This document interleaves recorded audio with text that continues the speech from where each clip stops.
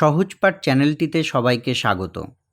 বাংলা সাহিত্যের ইতিহাস থেকে আমি এখন আলোচনা করব মধ্যযুগে বাংলার কালগত বিবর্তন, সামাজিক উত্থান ও সংকট, সাহিত্যে তার প্রতিফলন এই বিষয়টি সম্পর্কে। ভালো লাগলে চ্যানেলটিকে সাবস্ক্রাইব করুন, পাশে থাকা বেল আইকনটি প্রেস করুন আমার পোস্ট করা ভিডিওগুলোর নোটিফিকেশন সবার আগে পাবার জন্যে। ভিডিওর নিচে ডেসক্রিপশন বক্সে আমার পুরনো আলোচনার লিঙ্কগুলো দেওয়া আছে, ভালো লাগলে সেগুলোও শুনে দেখুন।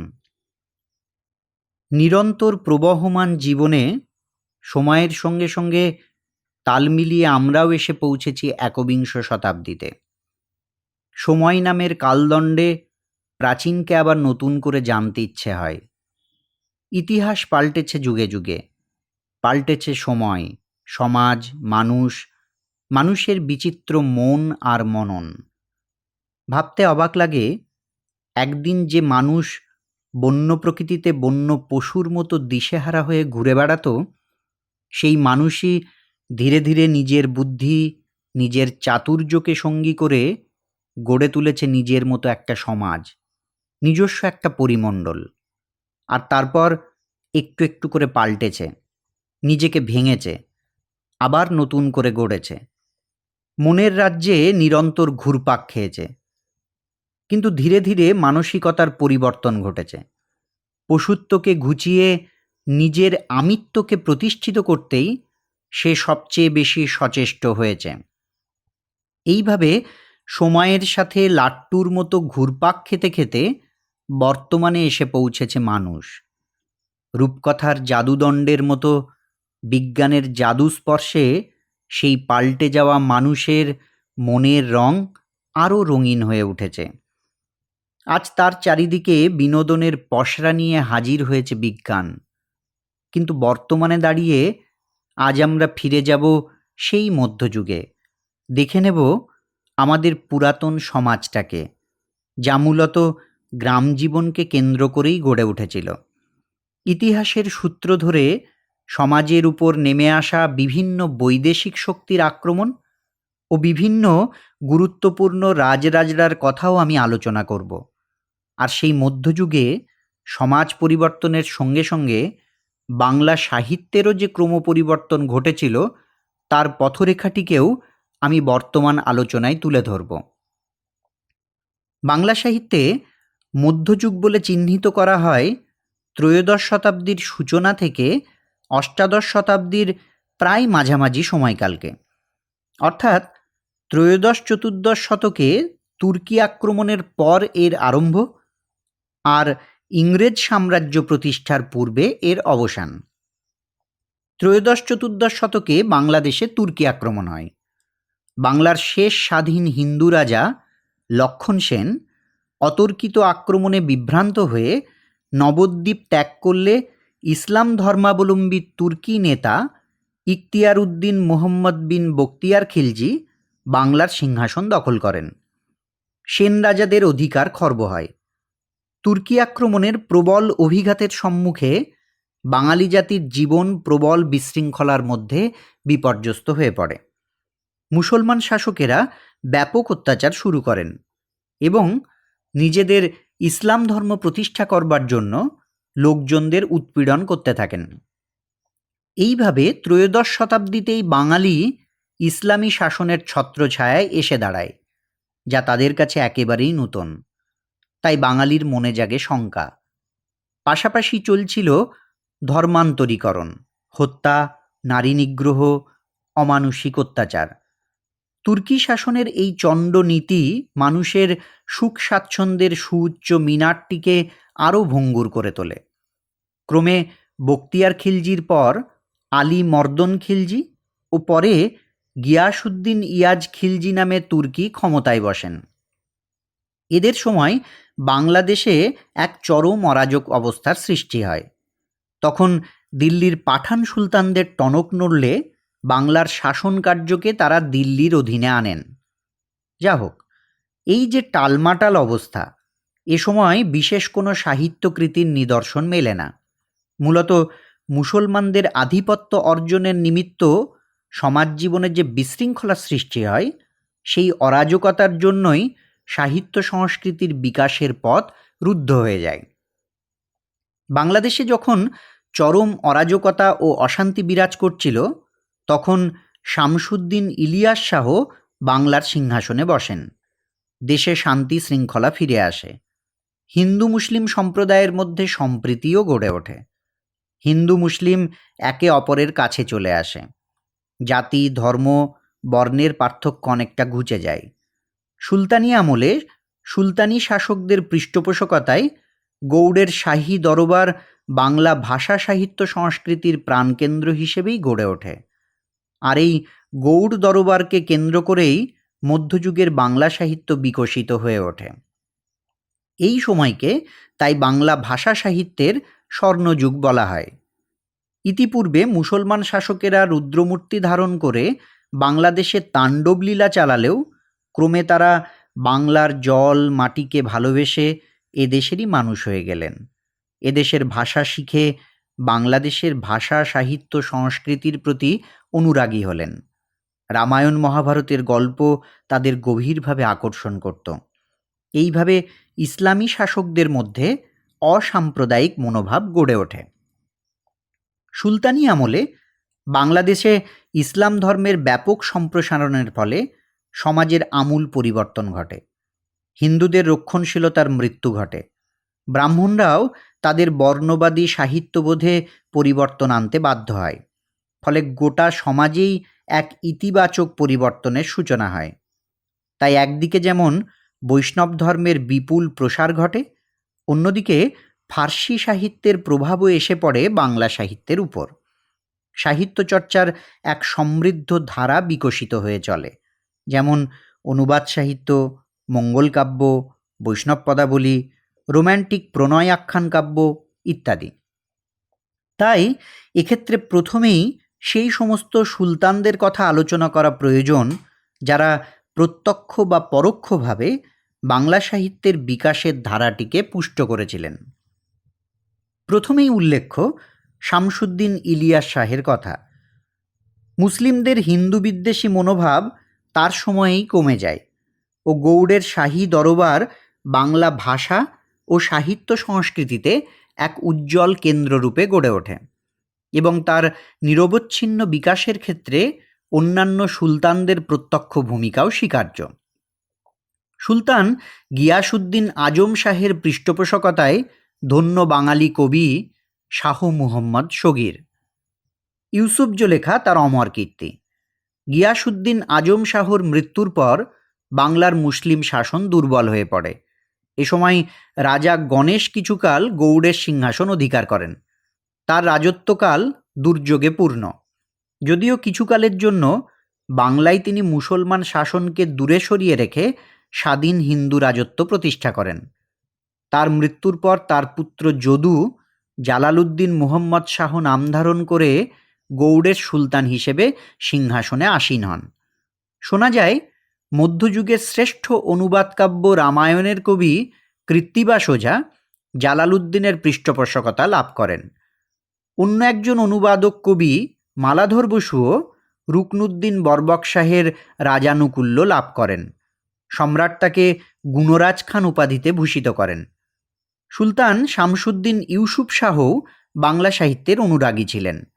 তার সময়েই কবি জৈনুদ্দিন রসুল বিজয় কাব্য রচনা করেন।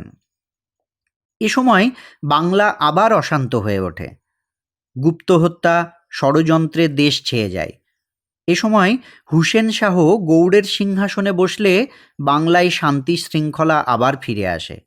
রূপ ও সনাতন নামে দুজন হিন্দুকে তিনি তার শাসন কার্য পরিচালনার কাজে লাগান। হিন্দুদের প্রতি শাসকের এই মনোভাব দেখে পরিপূর্ণ আত্মতুষ্টির কোনো কারণ নেই, কেননা হুসেন শাহ ছিলেন সুচতুর সম্রাট। তিনি হিন্দুদেরকে রাজকার্যে অংশগ্রহণ করালেও এতে হিন্দুদের প্রতি তার সহিষ্ণু মনোভাবের পরিচয় পাওয়া গেলেও দেখা যায় তার সময়ে তিনি মাঝে মাঝে হিন্দুদেরকে নিজ ইসলাম ধর্মের রক্ষার্থে উৎপীড়ন করতেও ছাড়েননি। তবুও বলা যায় মুসলমান শাসক হিসেবে তিনি ছিলেন বিদ্যানুরাগী। তার সময়ে দেশের সংস্কৃতি ও মনীষা বিকাশ লাভ করে। বলতে গেলে হুসেনি বংশের প্রায় ৪৫ বছর ব্যাপী রাজত্বকাল সাংস্কৃতিক তৎপরতার জন্য সুবিখ্যাত। বাংলা ভাষা ও সাহিত্যের উন্নতির জন্য হুসেন শাহের কৃতিত্ব তাই অনেকাংশেই স্বীকার্য। তার রাজকর্মচারীদের মধ্যে অনেক কবি পণ্ডিত ছিলেন। হুসেন শাহের সেনাপতি ও চট্টগ্রামের শাসক পরাগল খাঁর পৃষ্ঠপোষকতায় মহাভারত রচনা করেন কবীন্দ্র পরমেশ্বর। শ্রীকর নন্দীও পরাগল খাঁর পুত্র ছুটি খাঁর পৃষ্ঠপোষকতায় অশ্বমেধ পর্বের অংশবিশেষ অনুবাদ করেন। এই সময়ে বিজয়গুপ্ত পদ্মপুরাণের পদ্যানুবাদ করেন। এই সময়কালীন অনেক কবি হুসেন শাহের প্রশংসায় পঞ্চমুখ। কখনো তিনি কৃষ্ণের অবতার, কখনো নৃপতি তিলক, আবার কখনো বা শাহ হুসেন জগৎভূষণ। বাংলা সাহিত্য সংস্কৃতি বিকাশের ধারায় সমাজ জীবনে এক যুগান্তকারী বিপ্লব আনেন যিনি, যার প্রেম ও ভক্তিরসে নদিয়াসহ বাংলাদেশ ডুবুডুবু, তিনি চৈতন্যদেব। তার আবির্ভাবও ঘটে হুসেন শাহী আমলে। হুসেন শাহের পুত্র নাসির উদ্দিন নসরত শাহের পৃষ্ঠপোষকতায় তার পুত্র আলাউদ্দিন ফিরোজ শাহের নির্দেশে শ্রীধর কথক, বিদ্যাসুন্দর ও গিয়াসুদ্দিন মাহমুদ শাহের পৃষ্ঠপোষকতায় চৈতন্য ভাগবত রচনা করেন বৃন্দাবন দাস। অন্য এক চৈতন্য জীবনীকার লোচন দাসও এই সময় চৈতন্যমঙ্গল রচনা করেন। এ প্রসঙ্গে একটি গুরুত্বপূর্ণ কথা আমাদের অবশ্যই মনে রাখতে হবে। মুসলমান শাসকেরা বাংলা সাহিত্যের অনুরাগী হলেও তারা যে পরিপূর্ণরূপে হিন্দুদের সহযোগিতা করেছিলেন এমনটি নয়। ইতিহাস এর প্রমাণ দেয়। হুসেন শাহ বাংলা ভাষা ও সাহিত্য সংস্কৃতির পৃষ্ঠপোষক হলেও তিনি পরিপূর্ণরূপে ইসলাম ধর্মবিশ্বাসী ছিলেন। তাই পরিপূর্ণরূপে তিনি পরধর্ম সহিষ্ণু ছিলেন না।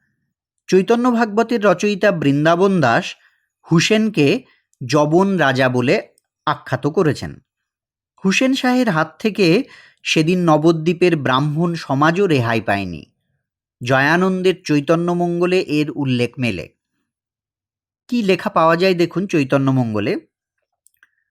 নবদ্বীপে শঙ্খধ্বনি শুনে যার ঘরে, ধন প্রাণ লয় তার জাতি নাশ করে। কপালে তিলক দেখে যজ্ঞসূত্র কান্ধে, ঘর দ্বার লোটে তার লোহ পাশে বাঁধে।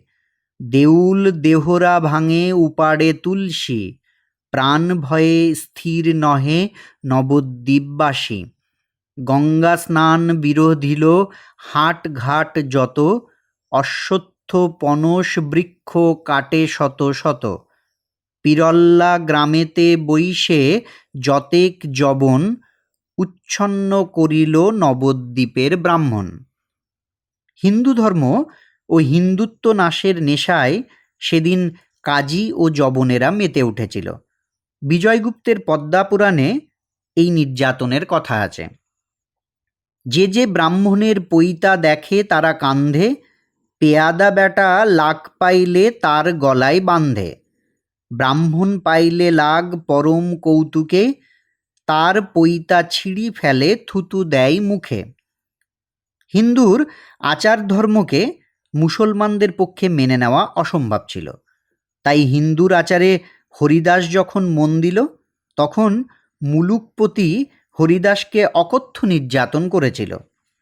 এই মতো পাপীগণ নগরে নগরে, প্রহর করয়ে হরিদাস ঠাকুরেরে। দৃঢ় করি মারে তারা প্রাণ লইবারে, মনস্পথ নাহি হরিদাসের প্রহারে। মুঘল শাসনের প্রারম্ভিক পর্যায়ে মুঘল শাসকরাও হিন্দু ধর্মকে উচ্ছেদ করতে এগিয়ে আসে। বংশীবদনের মনসামঙ্গলে এর পরিচয় আছে। নগরে ফিরে হিন্দুর পূজা করি মানা, ভূত পূজা বলি তারে করি বিড়ম্বনা। হিন্দুরা তাই তাদের ধর্মকে রক্ষা করার জন্য ব্যাকুল হয়ে পড়েন। দ্বিজ মাধবানন্দ লিখছেন চণ্ডীকাব্যে, যতেক ব্রাহ্মণ পাইক পৈতা ধরি করে, দন্তে তৃণ ধরি তারা সন্ধ্যা মন্ত্র পড়ে। তবুও দেখা যায় মুঘল শাসনে বাংলা সাহিত্য সংস্কৃতিরও প্রভূত উন্নতি হয়। অনেক মুঘল সম্রাটের রাজদরবার অলঙ্কৃত করত বিশিষ্ট কবিরা। এ প্রসঙ্গে আকবরের রাজসভার কথা উল্লেখ করা যায়। এইভাবে আমরা দেখলাম মধ্যযুগের সূচনা পর্ব থেকে ষোড়শ শতাব্দী পর্যন্ত বাংলা সাহিত্যের বিকাশ ঘটেছিল অনেকাংশে রাজসভার আনুকূল্যে। প্রথম দিকে সাহিত্যের শাখা প্রশাখা অল্প থাকলেও চৈতন্যদেবের আবির্ভাবের পর থেকে পূর্ববর্তী বাংলার শাখাগুলিকে নিয়ে বাংলা সাহিত্য আরও পত্রপুষ্প পল্লবে সুশোভিত হয়েছে। এখন আমি এই সময়কালীন কবিদের যে সাহিত্যকৃতি, সামাজিক উত্থান এবং তার যে সংকট, সেই সম্পর্কে আলোচনায় আমি অগ্রসর হব। ইতিপূর্বে আমরা জানি তুর্কি আক্রমণের প্রবল অভিঘাতের সম্মুখে বাঙালি জাতির সঙ্গে সঙ্গে ব্রাহ্মণ্য সংস্কৃতি যখন বিপর্যয়ের সম্মুখীন হলো, তখন তারা নিজেদের সংস্কৃতিকে বাঁচিয়ে রাখবার জন্য অভিজাত সম্প্রদায়ের সঙ্গে নিম্ন শ্রেণীর মানুষের মিলন ঘটাতে বাধ্য হলো। মুসলমান শাসকদের শাসনের প্রাথমিক পর্বে বিধর্মীদের মুসলমান ধর্মে দীক্ষিত করবার পীড়াপিড়ির জন্যেই হিন্দু অভিজাত সমাজ লোকসমাজের সঙ্গে মিলিত হবার একটা তাগিদ অনুভব করল। একদিকে বীরত্বপূর্ণ কাহিনীকে লোকসাধারণের কাছে তুলে ধরে বাঙালিকে উজ্জীবিত করা হতে লাগলো, আর অন্যদিকে পৌরাণিকতার পুনর্জাগরণের ফলে ব্রাহ্মণদের দেবদেবীদের সঙ্গে নিম্নস্তরের মানুষের দেবদেবীও উচ্চতর কোটিতে স্থান পেলেন।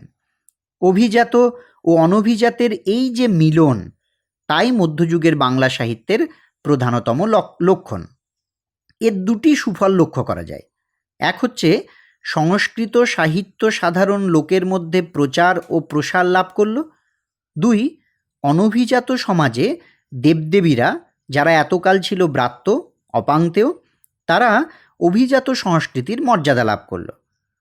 প্রথমটির ফলে সৃষ্টি হয়েছে অনুবাদ সাহিত্য, আর দ্বিতীয়টির ফলে মঙ্গলকাব্য। যদিও আমরা জানি ব্রাহ্মণ্য সংস্কৃতির শাস্ত্রীয় নির্দেশ ছিল অনুবাদের বিরুদ্ধে, এবং সংস্কৃত তথা দেবভাষীরা মানব ভাষায় তথা অনুবাদ শাস্ত্র শ্রবণকারীর উদ্দেশ্যে শাস্ত্রীয় অভিশাপও শুনিয়েছিলেন। অষ্টাদশ পুরাণানি রামস্য চরিতানি মানব ভাষায়ং শ্রুত্তা রৌরব নরকং ব্রজেত। কিন্তু একসময় মুসলমানদের হাত থেকে রক্ষার জন্যই নিম্নবর্ণের মানুষের সঙ্গে সাংস্কৃতিক যোগাযোগ জরুরি হয়ে পড়ল। সেই প্রয়াসেই হিন্দু বুদ্ধিজীবীরাও অনুবাদ কর্মে হাত লাগালেন। প্রকৃতপক্ষে সেই সময় সাংস্কৃতিক মেলবন্ধনের প্রয়োজনীয়তা অনুভূত হল। বাঙালিকে ভক্তিরসে ভাসিয়ে দিলেন কৃত্তিবাস। তার রাম ভক্তের ভগবানে পরিণত, সীতা বাঙালির কুলবধূ। কৃত্তিবাসী রামায়ণ বাঙালির হৃদয়ের সামগ্রী। মালাধর বসুও ভাগবতের দশম ও একাদশ স্কন্দের অনুবাদ করেন। তার লক্ষ্য ছিল তিনি শ্রীকৃষ্ণের বীর মূর্তিকে চিত্রিত করবেন।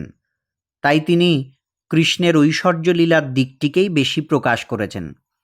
তার কৃষ্ণ যেমন বীরত্বে অপরাজেয়, তেমনি প্রেমে মাধুর্যময়। মুসলিম শাসকদের অমানুষিক বর্বরতার সম্মুখীন হয়ে অসহায় মানুষ জীবনের আশ্বাস খুঁজে না পেয়ে কল্পনা করল এক অমোঘ শক্তি সম্পন্না দেবীকে, যার অলৌকিক প্রভাবে সাধারণ মানুষও অসম্ভবকে সম্ভব করতে পারে। ষোড়শ শতাব্দী পর্যন্ত রচিত মঙ্গলকাব্যগুলিতে আমরা এইসব ভীষণ প্রকৃতির দেবদেবীর সাক্ষাৎ পাই। পরে বৈষ্ণব ধর্ম ও ব্রাহ্মণ্য সংস্কৃতির প্রভাবে এই সব দেবদেবীরা শান্ত হয়ে পড়লেন। ডক্টর আশুতোষ ভট্টাচার্য লিখেছেন, মধ্যযুগে বাঙালার সমাজ এই নূতন ও পুরাতনের মধ্যে সুন্দর সামঞ্জস্য বিধান করিয়া পরস্পর বিপরীতমুখী দুইটি সংস্কারকে এক সূত্রে গাঁথিয়া দিবার চেষ্টা করিয়াছে। বাংলার জলবায়ুতে দেশীয় লৌকিক সংস্কারের সঙ্গে ব্রাহ্মণ্য সংস্কার যে কিভাবে এক দেহে লীন হইয়া আছে, মঙ্গলকাব্যগুলি তাহারই পরিচয়। এই মঙ্গলকাব্যগুলিতে দেবতার মাহাত্ম্য কীর্তিত হলেও সমসাময়িক সামাজিক ইতিহাসের সঙ্গে রাজনৈতিক ইতিহাসের কিছু কিছু ছায়া পড়েছে। মনসামঙ্গলে হাসান হোসেন পালা, চণ্ডীমঙ্গলে অনার্য ব্যাত কর্তৃক শৈবরাজ্য কলিঙ্গ আক্রমণ, ডোম সৈন্যদের সাহায্যে লাউসেনের ঢেকুর বিজয় প্রভৃতি সমকালীন ইতিহাসের কিছু কিছু ইঙ্গিত মঙ্গলকাব্যে আছে। আমরা জানি বৌদ্ধ, পাল এবং হিন্দু সেন রাজাদের আমলে বাঙালি বণিকেরা বহির্বাণিজ্যে প্রভূত সম্পদ আহরণ করত। ধনপতি ও চাঁদ সদাগর সেই সমাজের প্রতিনিধি। সমাজ জীবনের সেই স্মৃতি পঞ্চদশ শতাব্দীর পরও বাঙালি সমাজে ব্রতকথার মাধ্যমে অনুরণিত হয়। তৎকালীন সমাজে ব্রাহ্মণদের সঙ্গে সঙ্গে ধনী বণিক সম্প্রদায়ের প্রতিষ্ঠাও ছিল সুদৃঢ়। মনসা ও চণ্ডী আত্মপূজা প্রচারের জন্য ধনী বণিকেরই দ্বারস্থ হয়েছেন। আবার ব্রাহ্মণ্য সংস্কৃতির প্রাধান্য হেতু অনার্য কালকেতু ধর্মকেতুকে মুকুন্দরাম বৃদ্ধকালে কাশীবাসে পাঠিয়েছেন। বিজয়গুপ্তের মনসামঙ্গলে দেখা যায় অনূঢ়া কন্যা মনসাকে স্নানরতা দেখে ব্রাহ্মণ্য সমাজের শাসনের ভয়ে শিব ঠাকুর অবিলম্বে নারদকে ঘটকালি করবার অনুরোধ করেছেন। এইভাবে দেখা যায় তৎকালীন সমাজ জীবনে ব্রাহ্মণ্য সংস্কারের প্রাধান্য ছিল এবং উচ্চবংশ ও ধনিক গোষ্ঠী সমাজ শাসন করত, আর সাধারণ মানুষের মধ্যে ছিল পরাজয়ের গ্লানি। একে ইনফিরিয়রিটি কমপ্লেক্স বলা যায়। এই মনোভাবের ফলে দেবনির্ভরতা, প্রথানুগত্য, কুসংস্কার, অলৌকিকতায় আস্থা প্রভৃতি দেখা যায়। এই চিত্র মঙ্গলকাব্যে আছে। আবার উদার মানসিকতার পরিচয়ও দুর্লভ নয়। সমাজে বর্ণবিন্যাস থাকলেও শ্রেণীবিদ্বেষ ছিল না। বিশুদ্ধ ভক্তির জন্য নয়, সামাজিক উন্নতি ও আর্থিক প্রতিষ্ঠার জন্যই ধর্মনীতির অনুসরণ করা হতো। কবিকঙ্কন মুকুন্দ চক্রবর্তী স্বীয় বাসস্থান ও তার অবস্থা বর্ণনা করে যা লিখেছিলেন তা থেকে তৎকালীন অনেক গ্রামের নূতন জমিদার ও ইজারাদারদের কীর্তিকলাপে ও প্রজাদের দুঃখ দৈন্যের কথা জানা যায়। শহর শালিমাবাজ যাহাতে সজ্জন রাজ, নিবসে নিয়োগী গোপীনাথ, তাহার তালুকে বসি, দামিন্নাতে চাষ চষি, নিবাস পুরুষ ৬-৭, ধন্য রাজা মানসিংহ, বিষ্ণুপদে যেবা ভৃঙ্গ, গৌরবঙ্গ উৎকল মহীপ, রাজা মানসিংহের কালে প্রজার পাপের ফলে, ডিহিদার মামুদ শরীফ, উজির হইলা রাইজাদা, বেপারীরে দেয় খেদা, ব্রাহ্মণ বৈষ্ণবের হলো অরি, কোণে কোণে দিয়া দড়া, ১৫ কাঠায় কড়া, নাহি শুনে প্রজার গোহারি, সরকার হইলা কাল, খিল ভূমে লেখে লাল, বিনা উপকারে খাই ধুতি, পোদ্দার হইল জম, টাকা আনাই আনা কম, পাই লভ্য লয় দিন প্রতি, ডিহিদার অবোধ খোঁজ, করি দিলে নাহি রোজ, ধান্য গরু কেহ নাহি কেনে, প্রভু গোপীনাথ নন্দী, বিপাকে হইলা বন্দী, হেতু কিছু নাহি পরিত্রাণে, জমিনদার প্রতীত আছে, প্রজারা পালাই পাছে, দুয়ার চাপিয়া দেয় থানা, প্রজা হইল ব্যাকুলি, বেচে ঘরের কুড়ালি, টাকার দ্রব্য বেচে ১০ আনা, সহায় শ্রীমন্ত খা, চণ্ডী বাটি যার গা, যুক্তি কইলা মুনিব খার সনে, দামিন্না ছাড়িয়া যায়, সঙ্গে রামনাথ ভাই, পথে চণ্ডী দিলা দর্শনে। এখন আমি চৈতন্যদেবের আবির্ভাবের পটভূমি, তার সময়কালীন সমাজ জীবনের উত্থান পতন এবং চৈতন্যদেব প্রবর্তিত ধর্মান্দোলন বাংলার সমাজ জীবনে সাহিত্যে কতটা প্রভাব ফেলেছিল সে সম্পর্কে একটু বিস্তৃত আলোচনা করব। তার আগে ২-৪টি কথা আমাদের জেনে নেওয়া দরকার। আমরা জানি প্রাচ্যের সংস্কৃতির মূল ভিত্তি হলো ধর্ম। প্রাচ্যের মানুষের জীবনযাপনের মূল ২টি বৈশিষ্ট্য হলো: ১, ভূমিতে কারো ব্যক্তিগত সত্ত্ব ছিল না, ফলে সত্ত্ব হারাবার ভয়ও ছিল না। ২, যুগ যুগ ধরে উৎপাদন পদ্ধতি ও উৎপাদন হাতিয়ারের পৌনপুনিক ব্যবহার। এজন্য সব জীবিকাই ছিল বস্তুত দৈব নির্ভর। প্রকৃতি সদয় থাকলে ফসল হবে, জীবনে স্বাচ্ছন্দ্য থাকবে, অন্যথায় বিপর্যয় অবশ্যম্ভাবী। এই দৈব নির্ভর জাতীয় ফসলের উৎপাদনের ফলে তখনকার সামাজিক মানুষেরা আত্মকেন্দ্রিক জীবনযাপন করত। সবাই ছিল সংকীর্ণ ও দাম্ভিক। এই রকম আত্মকেন্দ্রিক অবস্থায় সকলে থাকতে পেরেছে, আমি উপরে যে দুটি বৈশিষ্ট্যের কথা বললাম ওই বৈশিষ্ট্য দুটির জন্যে। এই জীবনযাপনের কেন্দ্রীয় জোর থাকলেও এর নঙর্থক দিক হল এ জীবন একইভাবে বয়ে চলা, গতানুগতিক, পরিবর্তন সাপেক্ষ নয়। ফলে এ জীবনে দৈব নির্ভর হওয়াটাই স্বাভাবিক। বস্তুত আমাদের সব কিছুই ধর্মের মোড়কে আবদ্ধ। বঙ্গদেশের যে ধর্মীয় পরিবর্তনের ইতিহাস তা মূলত নদিয়া জেলাকে কেন্দ্র করেই বারংবার বিস্ফারিত হয়েছে।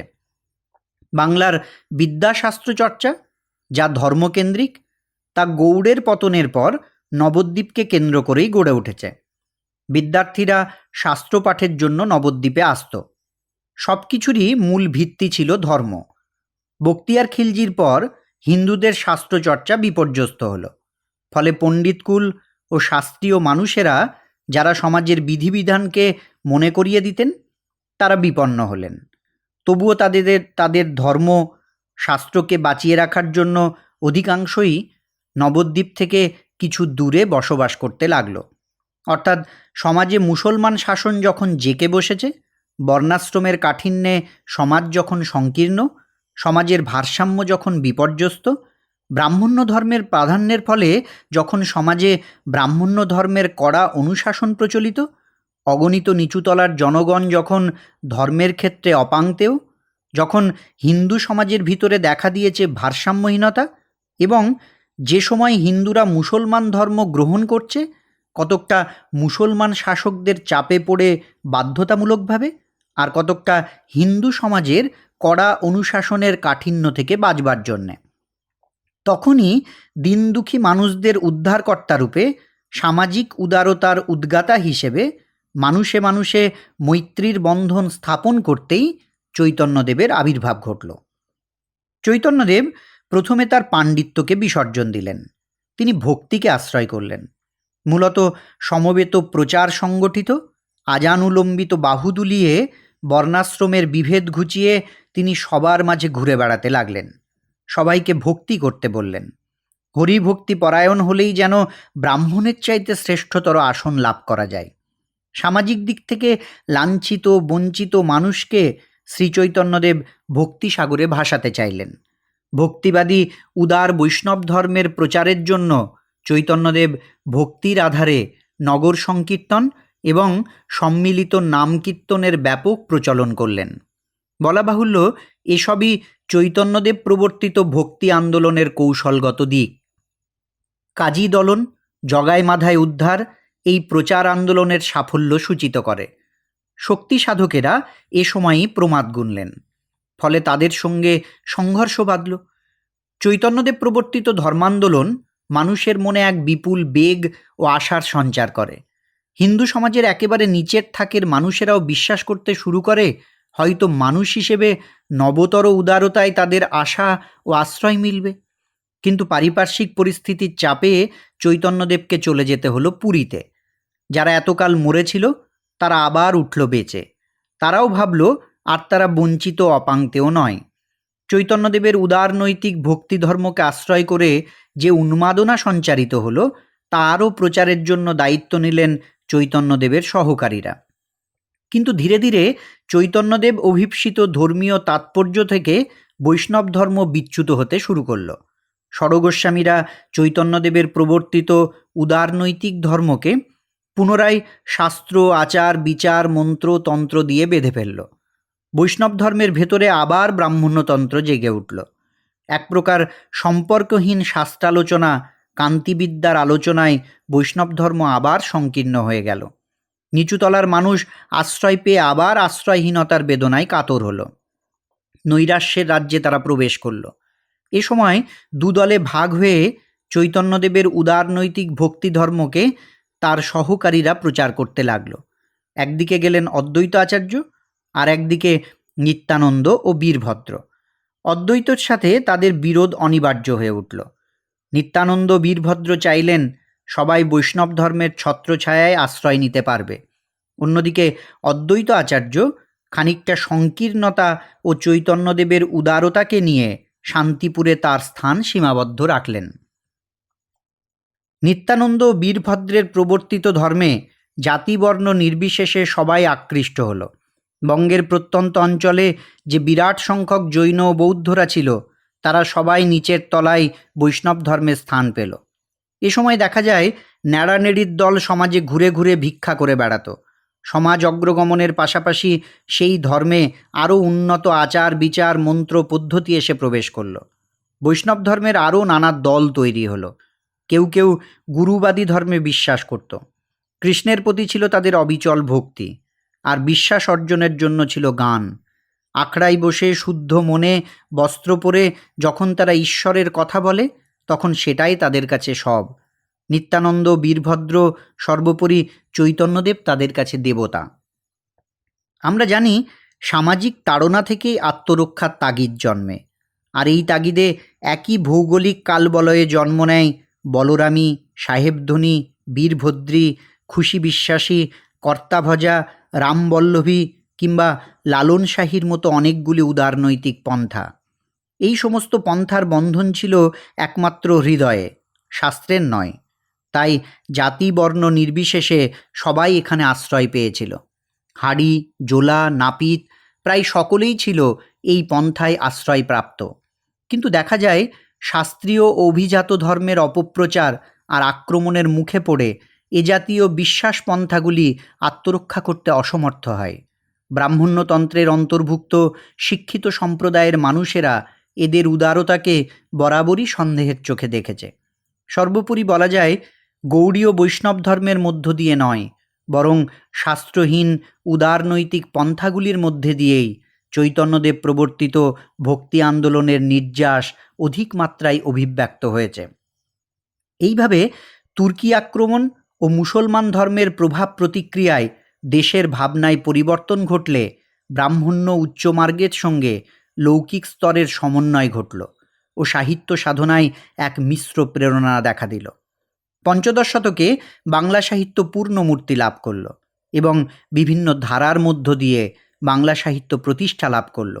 অর্থাৎ পঞ্চদশ শতক বাংলা সাহিত্যের প্রতিষ্ঠা পর্ব এবং পরবর্তী ষোড়শ সপ্তদশ শতক বাংলা ও বাঙালির নবজাগরণের যুগ। চৈতন্যদেবের জীবন ও বাণী সব মানুষকেই আকর্ষণ করেছিল, শুধু হিন্দু নয়। সর্বধর্ম সংকীর্ণতার ঊর্ধ্বে তিনি সর্বমানবিক প্রেম ধর্মের প্রচার করেন। জীবে দয়া, ঈশ্বরে ভক্তি এবং ভক্তি উদ্দীপনের জন্যে নাম সংকীর্তন, মূলত এই ত্রিবিধ আদর্শের উপর চৈতন্য ধর্ম প্রতিষ্ঠিত। তিনি মানুষকে প্রাধান্য দিলেন। চৈতন্য প্রবর্তিত এই ধর্মান্দোলনের ফলে বাঙালি জাতি অনেকটা আত্মসম্মান ফিরে পেল। পরাজিতের মনোভাব থেকে মুক্তি আর চিত্তের গভীর ভাবপ্রবণতায় নতুন মূল্যবোধের সন্ধান পেল। চৈতন্যদেবের এই ধর্মান্দোলনের প্রভাব তাই সুদূর প্রসারী। যেমন বৈষ্ণব সাহিত্য আরও বিকশিত হয়ে উঠল। এর প্রধান তিনটি উপশাখা গড়ে উঠল। 1. চরিত সাহিত্য বা জীবনী সাহিত্য, 2. বৈষ্ণব পদাবলী, আর 3. কৃষ্ণলীলা কাব্য। সমকালে বাংলা ভাষায় প্রথম চৈতন্য জীবনী বংশীবদন চট্টোপাধ্যায়ের শ্রী গৌর লীলামৃত। এছাড়া বৃন্দাবন দাসের চৈতন্য ভাগবত, কৃষ্ণদাস কবিরাজের চৈতন্য চরিতামৃত, লোচন দাসের চৈতন্য মঙ্গল, চূড়ামণি দাসের গৌরাঙ্গ বিজয় ও গোবিন্দ দাসের কর্চা উল্লেখযোগ্য। এ সময় বৈষ্ণব পদাবলীতে গৌরাঙ্গ বিষয়ক এবং বাৎসল্য রসের পদ একেবারে নতুন সংযোজন। এ প্রসঙ্গে মুরারি গুপ্ত, বাসুদেব ঘোষ, গোবিন্দ দাস, লোচন দাস ও রায়শেখরের নাম উল্লেখযোগ্য। আবার কৃষ্ণলীলা কাব্য রচয়িতা যেসব কবি আছেন, তাদের ভেতরে মাধবাচার্য ও রায়শেখরের নামও আমরা উল্লেখ করতে পারি। চৈতন্যপূর্ব যুগে মঙ্গল কাব্যের একটি মুখ্য শাখার মাত্র বিকাশ ঘটেছিল, আর এই পর্বে মঙ্গল কাব্যের সবকটি প্রধান শাখার বিকাশ হলো। চৈতন্য প্রভাবে মঙ্গল দেবদেবীর রূঢ়তা কমে গেল, শক্তির স্থানে ভক্তি প্রধান হয়ে উঠল। চৈতন্য পর্বে মনসা মঙ্গলের ধারাটি সবেগে চলতে থাকে। এই শাখার প্রধান কবিদের মধ্যে বংশীদাস, কেতকা দাস, রাই বিনোদের নাম উল্লেখযোগ্য। আর চণ্ডীমঙ্গলের কবিদের মধ্যে দ্বিজমাধব ও কবিকঙ্কন মুকুন্দরাম দাসের নাম সবিশেষ উল্লেখযোগ্য। মঙ্গল কাব্যের আরেকটি শাখা ধর্মমঙ্গলেরও বিকাশ দেখা যায় এই শতাব্দীতে। এই শাখার শক্তিশালী কবি হলেন রূপরাম চক্রবর্তী, রামদাস আদক। এই পর্বে শিবায়ন কাব্যও লেখা হতে থাকে, প্রধান কবি রামকৃষ্ণ রায়। এ সময় অর্থাৎ চৈতন্য পর্বে মূলানুগত্যের স্থলে ভক্তিরসের সংযোজন অনুবাদ শাখার বৈশিষ্ট্য রূপে দেখা গেল। এই পর্বে রামচরিত্রকে কোমল এবং ভক্তের ভগবান করে তোলা হলো। রাবণকেও বলা হলো রাম ভক্ত। রামায়ণ রচয়িতা কবিদের মধ্যে কৃত্তিবাস, অদ্ভুতাচার্য, মাধব কুন্দলী, চন্দ্রাবতীর নাম উল্লেখযোগ্য। এই পর্বে বাংলা মহাভারত ও বাঙালির জীবনকাব্য হয়ে দাঁড়ালো। এই শাখার অনুবাদকদের মধ্যে দ্বিজ রঘুনাথ, পীতাম্বর এবং কাশিরাম দাসের নাম উল্লেখযোগ্য। কিন্তু এ সময় দেখা যায় ভাগবত অনুবাদের সংখ্যা কমে যায়। রঘুনাথ ভাগবতাচার্য এবং কৃষ্ণদাসের নাম এ প্রসঙ্গে উল্লেখযোগ্য। ইসলামী সাহিত্যের সূত্রপাত এবং বিকাশ ষোড়শ সপ্তদশ শতকে। এই শাখার উপরেও চৈতন্য প্রভাব পড়েছিল। ইসলামী সাহিত্য কয়েকটি শাখায় বিভক্ত: চরিত, জঙ্গনামা, প্রণয়মূলক কাহিনী, শাস্ত্রপীর মহিমা, দোভাষী সাহিত্য। যদিও শেষোক্ত দুটি শ্রেণীর উদ্ভব কিন্তু অষ্টাদশ শতকে। সপ্তদশ শতকে শক্তিশালী মুসলমান কবিরা হলেন আরাকান রাজসভার আনুকূল্যে যেসব কবিরা ছিলেন তারা আরাকান রাজসভার আনুকূল্যেই কিন্তু কাব্য রচনা করেন। পূর্বে মুসলমানি প্রণয় আখ্যানের যে ক্ষীণ ধারাটি বয়ে চলেছিল তা এই পর্বে পুষ্ট হলো। এই পর্বে বাহারাম খানের লাইলি মজনু করুণ রসাত্মক সার্থক কাব্য, দৌলত কাজীর সতী ময়না উচ্চাঙ্গিক কাব্য, আলাওলের পদ্মাবতী অনুবাদধর্মী হলেও এতে মৌলিকতার কিন্তু অভাব নেই। এইভাবে দেখা যায় চৈতন্যদেবকে কেন্দ্র করে বাংলা সাহিত্যের নানা শাখা বিচিত্র বিষয় যেমন সমৃদ্ধশালী হয়ে উঠেছে, তেমনি বাংলা ভাষা, ছন্দ, অলঙ্কার ইত্যাদির ক্ষেত্রেও ব্যাপক পরিবর্তন সাধিত হয়েছে। এই সময় ব্রজবুলি ভাষা বৈষ্ণব সাহিত্য রচনার একটি অন্যতম হাতিয়ার হিসেবে দেখা দেয়। অর্থাৎ সৃষ্টির নবপ্রাচুর্যে এই পর্বে বাংলা সাহিত্য পত্র পুষ্প পল্লবে সুশোভিত হয়ে উঠল। তাই এই পর্ব সত্যিই ঐশ্বর্য পর্ব। সপ্তদশ শতাব্দীর প্রথমার্ধে জাহাঙ্গীর ও শাহজাহানের শাসনকালে বাংলাদেশের রাষ্ট্রীয় ও অর্থনৈতিক অবস্থায় নতুন কোনো দুর্যোগ দেখা দেয়নি। সারা জীবন পুরনো ছন্দেই চলছিল। সপ্তদশ শতাব্দীর দ্বিতীয়ার্ধ থেকে বাংলা ঔরঙ্গজেবের শাসনাধীনে এলে অর্থনৈতিক শোষণে হিন্দুরা পৃষ্ঠ হতে থাকে। মুর্শিদকুলি ও আলীবর্দীর সময়েও দেশের আর্থিক ও সামাজিক অবস্থার উন্নতি ঘটেনি। মোট কথা সপ্তদশ শতাব্দীর শেষ ভাগ থেকে অষ্টাদশ শতাব্দীর প্রায় সমাপ্তি পর্যন্ত বাঙালির জীবনে ছিল অব্যবস্থা, সংকট, বোম্বেটে বর্গীর হানাদারি ও দুর্ভিক্ষ, অর্থনৈতিক দৈন্য ও নিষ্ঠুর শোষণ। যে বৈষ্ণবী ভক্তিতে জাতির জীবন ষোড়শ শতাব্দী ও সপ্তদশ শতাব্দীর প্রথম ভাগ জুড়ে উল্লসিত ছিল, এ পর্বে তার ক্রমাবসান ঘটেছে। এ সময় চৈতন্যদেবের আন্দোলনের প্রগতিশীল প্রাণশক্তি একেবারে গতানুগতিকে পর্যবসিত হয়েছে। ধর্মের নামে ভোগ ও ইন্দ্রিয় শৈথিল্য এবং নানা গুহা ধর্মাচার এ সময় ব্যাপক হয়ে উঠল। নিশ্চিত বিশ্বাসের স্থানে এলো সংশয়। পুরাতন মূল্যবোধগুলি যা ছিল ধর্মকেন্দ্রিক তা অর্থহীন হয়ে ব্যঙ্গের বিষয় হয়ে পড়ল। গৌড়ীয় বৈষ্ণব ধর্ম সহজিয়া সাধনায় পরিণত হলো এবং এটি ন্যাড়ানেড়ির আখড়ায় পরিণত হলো অষ্টাদশ শতকে। এমনকি এ সময়ের সাংস্কৃতিক জীবনের বিশেষ রূপটি ফুটে উঠল তৎকালে প্রচলিত তরজা, খেউড়, কবিগান, পাঁচালী, আখড়াই প্রভৃতি নিম্নরুচির পরিচায়ক কিছু নাগরিক লোকগীতির মধ্যে। এইভাবে দেখা যায় যুগগত কারণে বাংলা রাষ্ট্রনৈতিক ভাগ্য বিপর্যয়ের সঙ্গে সঙ্গে সাহিত্যাকাশেও অষ্টাদশ শতাব্দীতে আমরা মেঘ ঘনিয়ে উঠতে দেখলাম। এ সময় তাই সাহিত্যের সেই ভাঙনের রূপটিকেই আমরা প্রত্যক্ষ করি। অষ্টাদশ শতাব্দীর কবিদের মধ্যে ভারতচন্দ্রের কাব্যের মধ্য দিয়ে সমকালীন ইতিহাসের পরিচয় আমরা পাই। বর্গী আক্রমণের কথা এবং সমকালীন সমাজ সম্পর্কে অনেক অজানা তথ্য জানা যায় অন্নদামঙ্গল থেকে। লুঠি বাঙালার লোকে করিল কাঙাল, গঙ্গা পার হইল বান্ধি নৌকার জাঙাল, কাটিল বিস্তর লোক গ্রামে গ্রাম পুড়ি, লুঠিয়া লইল ধন ঝিউড়ি বহুড়ি। আর্থিক দুরবস্থার কারণে তখন পারিবারিক সম্পর্ক সুখের ছিল না। তা বোঝা যায় শিব যখন কলহ করে শিবানীকে বলেন, কিবা শুভক্ষণে হইল অলক্ষণা ঘর, খাইতে না পানু কভু পুরিয়া উদর। এবং এর প্রত্যুত্তরে শিবানী যখন বলেন, সম্পদের সীমানায় বুড়া গরু পুঁজি, রসনা কেবল কথা সিন্দুকের কুঁজি। এমনকি মধ্যযুগের মধ্যভাগে চৈতন্যদেবের আবির্ভাবে বাংলাদেশে যে ধর্মীয় সংহতি গড়ে উঠেছিল, ভারতচন্দ্রের কালে তার অবক্ষয় সূচিত হলো। আসলে কুরুচি, ভণ্ডামি ও অত্যাচারে পীড়িত সমাজে মানুষের মধ্যে ধর্মীয় চেতনাই ছিল না। তাই সাহিত্য বিকাশের ক্ষেত্রে এ যুগ বিশেষ কোনো প্রভাব ফেলেনি। যদিও দেখা যায় এ সময় পূর্ববর্তী ধারাগুলির অনুবর্তনের পাশাপাশি কিছু নতুন মঙ্গল কাব্যধারার সৃষ্টি হয়েছিল, যেমন ষষ্ঠীমঙ্গল, শীতলামঙ্গল, রায়মঙ্গল প্রভৃতি।